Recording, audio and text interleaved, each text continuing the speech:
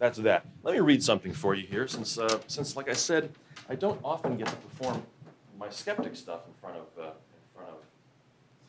skeptics. Well, Lehigh Valley skeptics, local skeptics. I've been very, very, very fortunate that I've traveled around the world performing for people, and I've somehow managed to ingratiate myself amongst the skeptic community, so that I end up being sort of MC for conferences. And the Amazing Meeting was something that used to go on in Vegas. I used to be the MC for that. SciCon is coming up at the end of October. I'm the MC for that.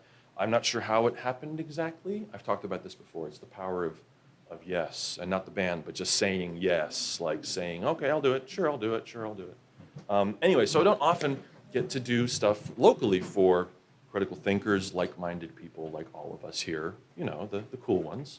So I wanted to read this. Because some of you might actually know where this is. And this is, I write essays occasionally, which I send out to subscribers to my podcast. And this is one about a local place, which if you haven't been there, I would recommend you check it out. This is called God's Acre. Every day, sometimes twice a day, I force myself to take a break from my computer and all my big pharma shilling to walk around town for a few minutes.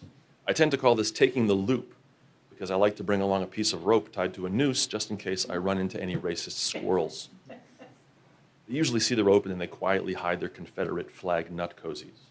I'm kidding, of course. We all know that squirrels aren't racist. They're mostly anti-Semitic. Regardless, part of the taking the loop involves walking through a section of Bethlehem called God's Acre. Now, when you read that, what do you picture? God's Acre. Well, God's Acre isn't where Jesus purchased rocket skis with which to catch the Roadrunner. That's God's Acme. No, God's Acre is actually one of the oldest colonial cemeteries in America. It was consecrated by Nicholas Ludwig Count von Zinzendorf back when they really knew how to give a guy a name and a title.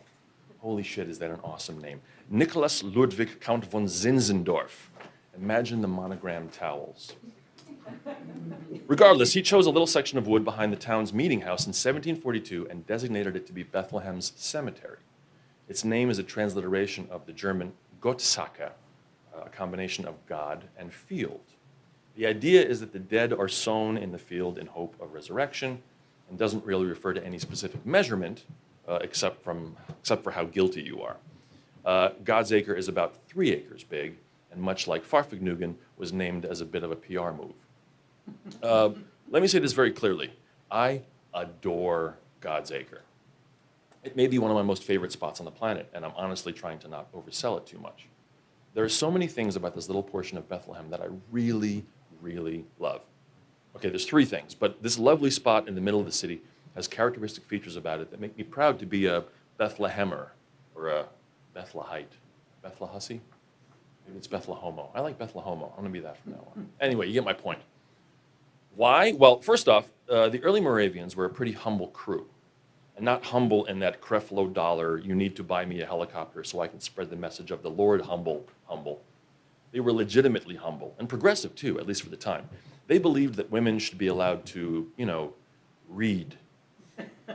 All the crazy modern ideas and stuff. Their humility was even reflected in the selection of tombstones. They believed that each grave should be marked by a similarly sized stone, about 18 by 24 inches, and that these markers lay flat so as to not disrupt the topography of the land. Can you picture that?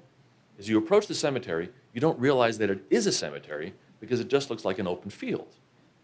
It's not until you're standing over it that you realize the ground is covered with these simple, flat-laying markers. The Moravians thought there was no way they could improve on the Big G's landscaping, so they tried to leave their impressions on the natural state to a minimum. I really appreciate that. Conversely, there's another cemetery in Bethlehem about a half-mile away called Niski Hill, which is from the 19th century. It's beautiful in its own way, but the grounds are littered with gigantic phallic substitutes and Gothic mortuary showpieces. We get it. You had cash. Good for you, dead person.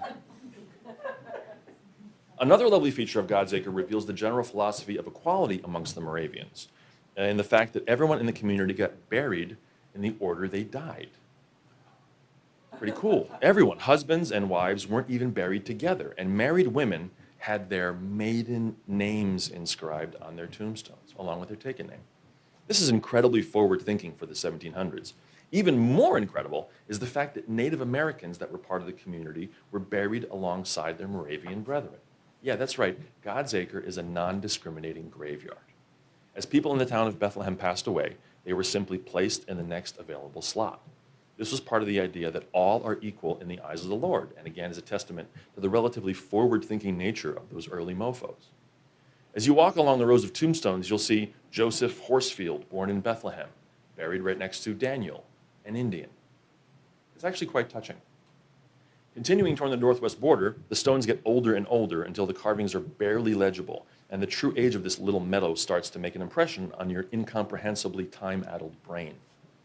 Also making another impression on said brain are the massive 1 to 200-year-old trees that line the paths of the cemetery. You stand beneath an incredible old oak, and you notice that there's a small stone marker right at the foot of this gigantic tree, which means this 100-foot arboreal giant wasn't here when this dude was buried. Holy crap. Man alive, does it underline the incontrovertible march of time and the dual importance and complete insignificance of our teeny few seconds of existence. And they've got nice benches, too. Walking through this space never fails to imbue a sense of calm in me. I have sat amongst its stones and trees while in every conceivable state of human emotion, and have always exited centered and peaceful.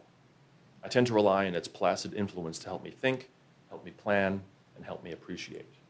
If you're visiting Bethlehem for a music fest or for any reason, I highly recommend you walk through it. It's on the corner of Market Streets and New Streets, just 1 block off of Main Street. I hope to see you there.